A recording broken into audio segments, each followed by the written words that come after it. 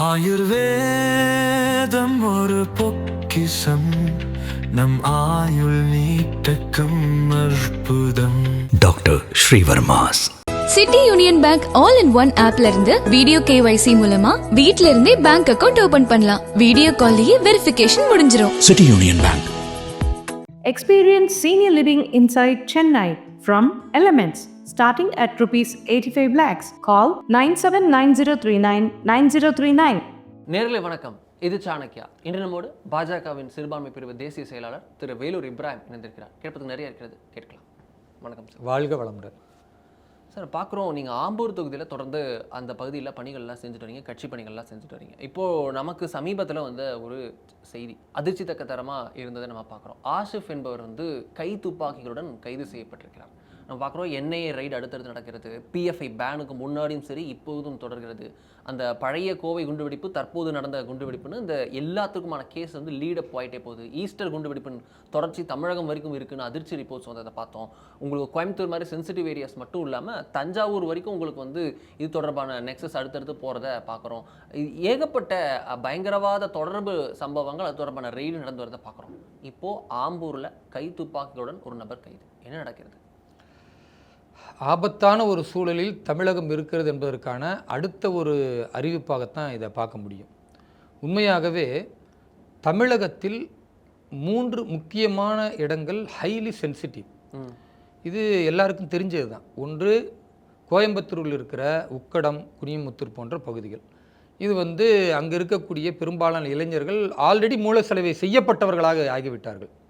அந்த பகுதியை நீங்கள் பார்த்தீங்கன்னா, ஒரு மற்ற கட்சிகள், குறிப்பாக பாரதிய ஜனதா கட்சிகள் ஆட்கள்லாம் போய் அங்கே ஒரு பிரச்சாரம் செய்யணும், ஒரு துண்டுச்சீட்டு கொடுக்கணும், அல்லது மத்திய அரசு நலத்திட்டத்தை பேசணும், போக முடியுமான்னு போகவே முடியாது. அது ஒரு குட்டி பாகிஸ்தான் அப்படின்னு கூட சொல்லலாம். சொல்கிறதுக்கு எனக்கு கஷ்டமாக இருக்குது. ஏன்னா நான் போய் என்னையே போக விடாமல் தடுத்துட்டு அவங்க சொன்னாங்க, நீங்களும் போக முடியாது, போனால் உங்கள் உயிருக்கு அச்சுறுத்தல் இருக்கிறது, அதனால் தயவுசெய்து வேணான்னு காவல்துறை சொல்லுது. இதுதான் அங்கே நிலைமை. இதே நிலைமை நெல்லை மேலப்பாளையத்தில் இதே நிலைமை தான். அங்கு பாரதிய ஜனதா கட்சியோ அல்லது இன்றைக்கு அதிமுக கூட்டணியில் இருந்ததா அவர்களோ தேர்தல் பிரச்சாரத்துக்கோ மற்ற விஷயங்களுக்கு போனால் உள்ளார மிகப்பெரிய சவாலை எதிர்கொள்ள வேண்டும்.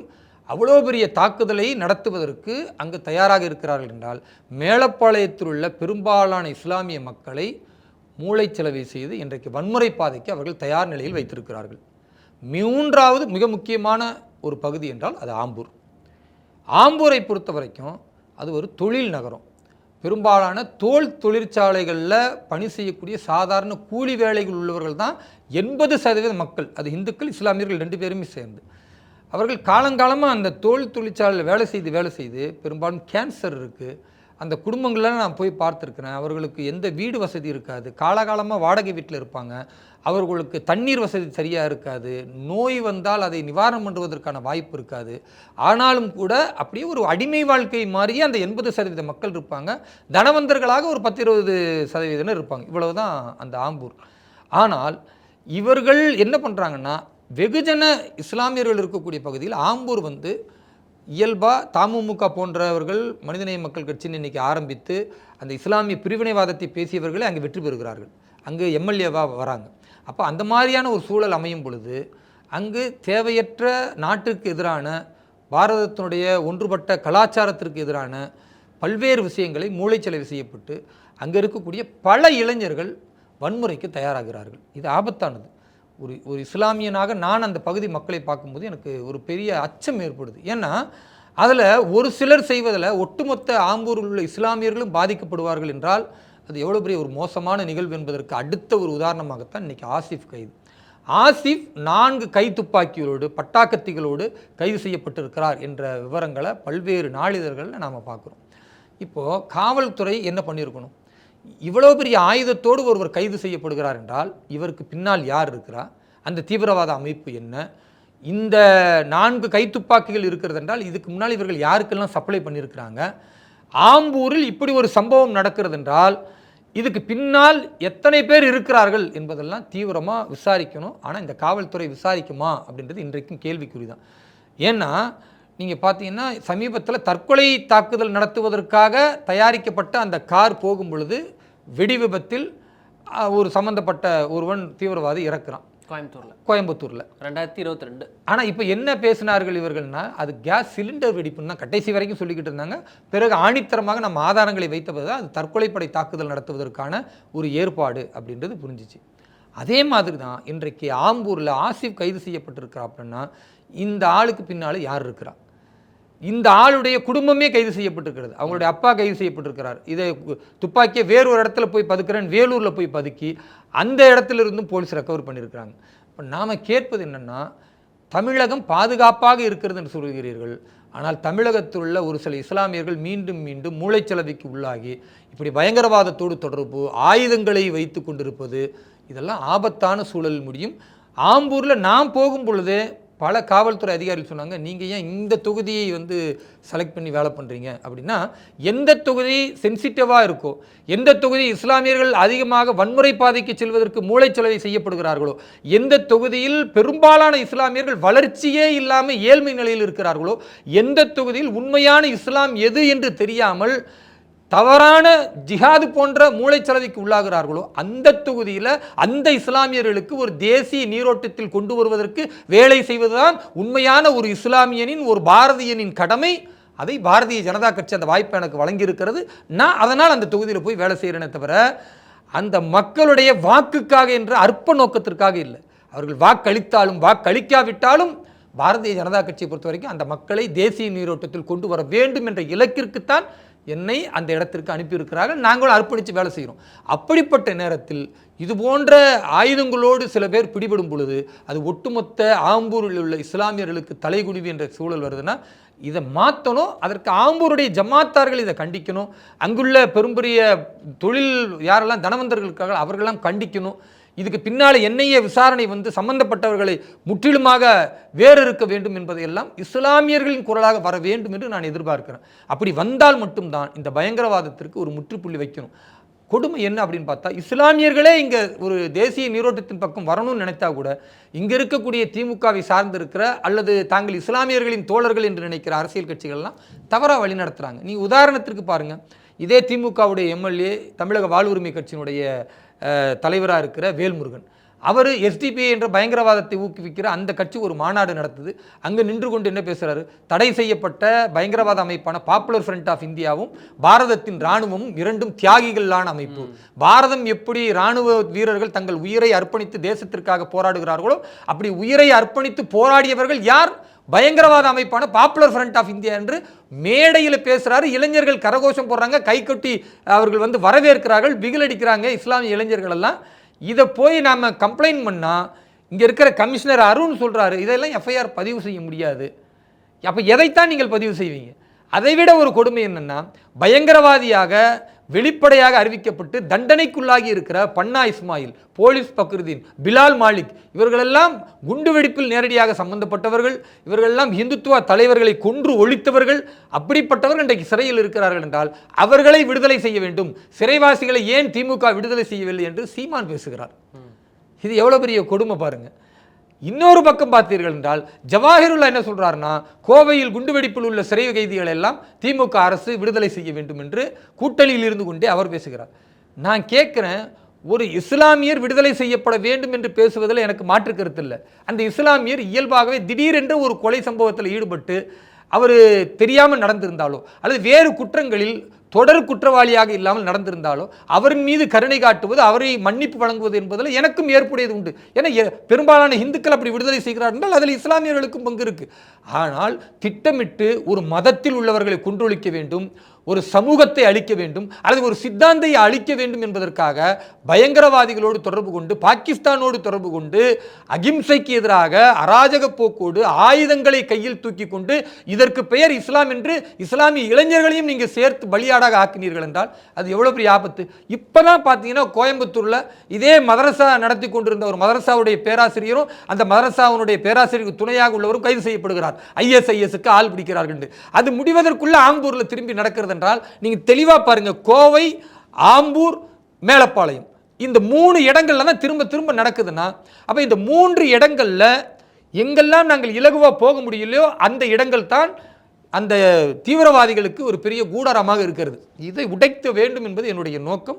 ஆம்பூரில் என்ன எதிர்ப்புகள் இந்த பயங்கரவாதிகள் மூலம் எனக்கு வந்தாலும், எப்படிப்பட்ட உயிருக்கான அச்சுறுத்தல் வந்தாலும், இஸ்லாமியர்களை தேசிய நீரோட்டத்தில் இணைப்பது, ஏழை இஸ்லாமியர்களுக்கு மத்திய அரசினுடைய நலத்திட்டங்களை கொண்டு போய் சேர்ப்பது, அங்கு அவர்களுக்கான அடிப்படை தேவைகளை உருவாக்குவது, சுயதொழிலை அந்த மக்களுக்கு உருவாக்க வேண்டும். இதெல்லாம் செய்யணும் அப்படின்னா களத்தில் இறங்கத்தான் வேணும். ஆனால் இதற்கு பின்னால் யார் இருக்கிறார் என்பதை தமிழக காவல்துறை சொல்லாவிட்டால் கண்டிப்பாக என்னையே இதில் கவனம் செலுத்தணும். இதற்கு பின்னால் யார் இருக்கிறார்கள், யாரோடு பயங்கரவாதிகள் தொடர்பு இருக்கிறார்கள் சொல்லணும். இந்த மாதிரியான ஒரு பெரிய மாற்றம் வரணும்னா ஆட்சி மாற்றத்திற்கு தவிர வேறு வழியே இல்லை. ஆட்சி மாற்றம் வந்தால் தான் இதை அடக்கி ஒடுக்க முடியுமே தவிர, இல்லாவிட்டால் இங்கே கூட்டணியில் திமுகவில் யாரெல்லாம் இருக்கிறார்களோ அவர்களே பயங்கரவாதத்திற்கு வித்திடுகிறார்கள், அவர்களே இஸ்லாமிய இளைஞர்களே பயங்கரவாதத்தின் பக்கம் அழைக்கிறார்கள் என்றால் இதை திருத்த முடியாது. இதை களையெடுக்கத்தான் வேணும். அதற்கு 2026 தான் தீர்வு. ஓகே, இதில் வந்து பார்க்குறோம், நீங்கள் ஆஷிஃபோட நிப்பாட்ட முடியாது. நீங்கள் அந்த ஐஎஸ்ஐஎஸ்ல ரெக்ரூட் பண்ண 2 பேர் மட்டும் இல்லை, இப்போ குண்டுவெடிப்பு வழக்கு, கோவை குண்டுவெடிப்பு வழக்கில் பார்க்குறோம், அது ஒரு பிரேக் த்ரூவும் கிடச்சிருக்கு. ரொம்ப நாட்களாக, ரொம்ப ஆண்டுகளாக பதுங்கி இருந்தார், இப்போது பெங்களூரில் கைது செய்யப்பட்டிருக்கார் டெய்லர் ராஜா. அது பெரிய பிரேக் த்ரூன்னு நினைக்கிறீங்களா? அது எப்பேற்பட்ட இம்பாக்ட் இருக்கும்? அதாவது கோவை குண்டுவெடிப்பில் பெரும்பாலானவர்கள் கைது செய்யப்பட்டாலும் பல நபர்கள் வந்து தப்பித்து போயிருக்கிறாங்க. முக்கியமான உதாரணத்திற்கு போனீங்கன்னா, அதே போன்று இங்கே தஞ்சையில் ராமலிங்கம் அவர்கள் படுகொலை செய்யப்பட்டார். படுகொலை செய்யப்பட்ட பொழுதும் நிறைய பேர் தப்பிச்சு போயிட்டாங்க. அந்த தப்பித்து போனவர்களை தமிழக காவல்துறை பிடிக்கல. திண்டுக்கல்ல இதே என்ஐஏ தான் அந்த போன்ற அந்த குற்றவாளிகளை பிடித்தது. ஆனால் இன்றைக்கு இந்த டெய்லர் ராஜா கர்நாடகாவில் பதுங்கி இருக்கிறார். 21 ஆண்டுகள் அதற்கு பிறகு இன்றைக்கு காவல்துறை கைது செய்திருக்கிறது. இப்போ இவருக்கு பின்னால் யார் இருந்தால், கர்நாடகாவில் இவர் என்ன பண்ணிக்கிட்டு இருந்தார், கர்நாடகாவில் நடந்த பயங்கரவாதத்தில் குண்டுவெடிப்பு நடந்தது, அது மாதிரியான குண்டுவெடிப்புக்கு பின்னால் இவர் தொடர்பு இருக்கிறதா என்பதையும் காவல்துறை விசாரிக்கணும். குறிப்பாக தமிழகத்தில் பயங்கரவாதத்தை ஒடுக்கப்பட வேண்டும் என்றால் இங்கு திமுகவிற்கு ஆதரவளிக்கிற தலைவர்கள் பயங்கரவாதத்தை ஆதரிக்காமல் இருக்க வேண்டும். தலைவர்களே ஆதரித்தால் அப்போ ஒரு சமூகம் தவறான பாதைக்கு போவதை தவிர்க்க முடியாது. அதனால் தலைவர்கள் தடமாறி போகக்கூடாது என்பதுதான் எங்களுடைய நிலைப்பாடு. ஒரு வீடியோ நாங்கள் சமீபத்தில் பார்த்தோம். அதில் வந்து ஜமாத்தில் வந்து அங்கே வந்து ஒரு உத்தரவுகள் பிறப்பிக்கப்படுகிறது, ஒரு கட்சிக்கு ஆதரவாக, ஒரு அமைப்புக்கு ஆதரவாக அவங்க நடக்கல மாநாட்டுக்கு போய் பங்கேற்கணும் அப்படின்னு சில உத்தரவுகள். அது வந்து ஒரு ஒரு ஒரு ஜமாத்துக்கு நம்ம போகிறோம்னா எதுக்கு போகிறோமோ அதை தவிர்த்துட்டு அரசியல் தலையீடு அதிகம் இருக்குது அப்படின்ற மாதிரி ஒரு நீங்கள் வந்து கூப்பிட்டு வச்சு அட்வைஸ் பண்ண வீடியோவை நம்ம பார்த்தோம். என்ன நடந்தது ஆக்சுவலி? கடந்த ஒரு வாரத்திற்கு முன்னால் வெள்ளிக்கிழமை தொழுகைக்காக நான் வாணியம்பாடிக்கு போயிருந்தேன். ஆம்பூர் பக்கத்துலேயே வாணியம்பாடி. அப்போ ஆம்பூரில் பணிகளை எல்லாம் முடிச்சுட்டு வாணியம்பாடியில் போய் தொழுகைக்காக போகும் பொழுது எங்களுடைய சிறுபான்மையினுடைய நிர்வாகிகளோடு தான் போகிறோம். போய் தொழுது விட்டு பொதுவாக முடித்த பிறகு பிரார்த்தனை இறைவனிடத்தில் கேட்பாங்க. அப்போ பிரார்த்தனை கேட்பதற்கு முன்னால் அந்த மதகுரு என்ன பண்ணுறாருன்னா, பிரசங்கம் பண்ணவர் இந்த மாதிரி வாணியம்பாடியில் திமுகவுடைய கதிரானந்த், அதே போன்று முஸ்லீம் லீக்கை சார்ந்த சில நிர்வாகிகள், முஸ்லீம் பர்சனல் லா போர்டிலிருந்து வரக்கூடியவர்கள், இவர்களெல்லாம் வந்து வக்ஃபு திருத்த சட்டத்திற்கு எதிராக மாநாடு நடத்துகிறார்கள். அதில் பள்ளிவாசலில் இன்றைக்கி தொழுகைக்கு வந்த எல்லோரும் கட்டாயம் நீங்கள் அங்கே போய் கலந்துக்கணும் அப்படின்னு அவர் பேசுகிறார். எனக்கு ஒரு பெரிய அதிர்ச்சியாக இருந்தது. ஏன்னா திருமறை குரான் சொல்லுகிறது, அன்னல் மசாஜித் லில்லா ஃபலா ததுஉ மா அல்லாஹி அஹதா.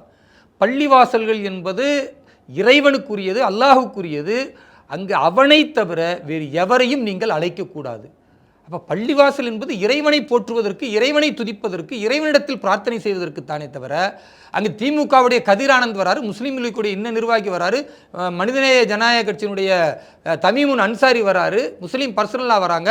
இது வந்து மத்திய அரசை நாம் எதிர்ப்பதற்கு நாம் ஒன்று கூட வேண்டும் என்று பேசுகிறார்கள் என்றால் இது முழுக்க முழுக்க திருமறை குரானுக்கு எதிரானது, இஸ்லாமிய நம்பிக்கைக்கு எதிரானது. இஸ்லாமிய நம்பிக்கைக்கு எதிரான விஷயத்தை இவர்கள் பள்ளிவாசலிலேயே அரங்கேற்றுகிறார்கள் என்றால் அப்போ இதுக்கு பின்னால் திமுக எந்த அளவுக்கு ஊடுருவி இருக்கிறது, இஸ்லாமியருடைய நம்பிக்கையை, அவர்களுடைய ஆன்மீகத்தை சிதைப்பதற்கு எவ்வளவு ஒரு அச்சத்தை அவர்கள் உருவாக்கி இருக்கிறார்கள் என்பதை இந்த நேரத்தில் நீங்கள் பார்க்கணும். அப்போ நான் தொழுகை முடிந்ததுமே உடனடியாக வெளியே வந்து அந்த பள்ளிவாசலுடைய ஜமாத் தலைவரை அழைத்து நான் கேட்டேன், இது பள்ளிவாசல், உங்களுக்கு ஜனநாயக அடிப்படையில் ஒன்று பிடிக்கவில்லையா, அல்லது வக்ஃபு திருத்த சட்டம் எதற்காக கொண்டு வந்தோம்னு தெரியாமல் கண்மூடித்தனமாக நீங்கள் எதிர்த்தால் கூட நீங்கள் மாநாட்டுக்கு வெளியில் போய் நீங்கள் கலந்துக்கலாம், அல்லது பள்ளிவாசலுக்கு வெளியே இருந்து குறைந்தபட்சம் ஒரு நோட்டீஸை கொடுத்து அங்கே வாங்கன்னு அழைத்தால் கூட அது கூட ஒரு சார்பு தான். அதை நாங்கள் பாஜகவில் இதே வக்ஃபு திருத்த சட்டம் இஸ்லாமியர்களுக்கு நலனானது அப்படின்னு இதே வெள்ளிக்கிழமை பள்ளிவாசலேருந்து தொழுகை முடிச்சுட்டு வர இஸ்லாமியர்கிட்ட கொடுத்த விட்டுருவாங்கன்னு நினைக்கிறீங்களா? அங்கேயே ஒரு கலவரத்தை ஏற்படுத்துவாங்க. என்ன சொல்லுவாங்க, இவர்கள் எப்படி வந்து எங்கள் பள்ளிவாசலுக்கு முன்னால் கொடுக்கலான்னு, அப்போ நீ மட்டும் எப்படா கொடுக்கலான்னு அடுத்து நான் ஒரு இஸ்லாமியனை கேள்வி கேட்டால் அதுக்கு அவர் இடத்துல பதில் இல்லை. நாம் அந்த பள்ளிவாசல் தலைவர்கிட்ட கேட்குறோம், இது அநியாயம் இல்லையா, இது இறை நம்பிக்கைக்கு எதிரானது இல்லையா, இது எப்படி நீங்கள் செய்யலான்னும் போது அவர் இடத்துல பதிலே இல்லை. ஆமாம் தவறு தான், நாங்கள் என்ன பண்ணுறது அப்படின்னு அவர் ஹிந்தியில் தான் அவருமே பேசுகிறார். அப்போ ஏன்னா வாணியம்பாடியில் பெரும்பாலும் உருது பேசக்கூடிய முஸ்லீம்கள் நிறைய, அதனால் நான் உருதுவில் தான் பேசுகிறேன். அவரும் பதில் சொல்கிறார்.